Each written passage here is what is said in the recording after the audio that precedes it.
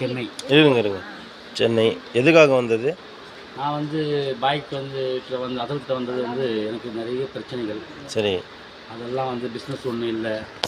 இங்கே வந்ததுக்கப்புறம் இங்கே வந்து இப்போ ஒரு 8வது தடவை வந்திருக்குது. பரவாயில்ல, அல்ஹம்துலில்லாஹ், ஒன்றும் பிரச்சனை இல்லை. ஃபஸ்ட்டுலாம் நடக்க முடியாது, கை காலெலாம் வலிக்கும்.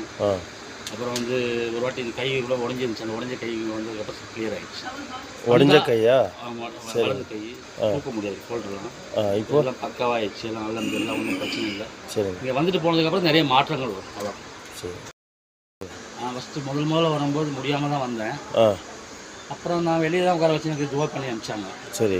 2வது தடவை வரும்போது ஓரளவுக்கு நல்லா ஒரு மாற்றமாக பேண்ட் ஷர்ட்லாம் போட்டு, ஃபஸ்ட்டு வாட்டி வரும்போது ரொம்ப ஒரு பக்கீர் சாஹிப் மாதிரி வந்தேன்.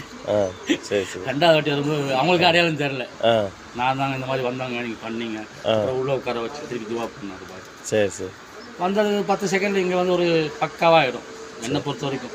நான் மட்டும் வர்றதில்லை. நான் வரும்போது எனக்கு தெரிஞ்ச சர்க்கிள் நண்பர்கள்லாம் கூட்டு, இப்போ கூட ஒருத்தர் பூபாலன்னு சொல்லி ஒருத்தர் வேலூருக்கார் ஒருத்தர். சரிங்க.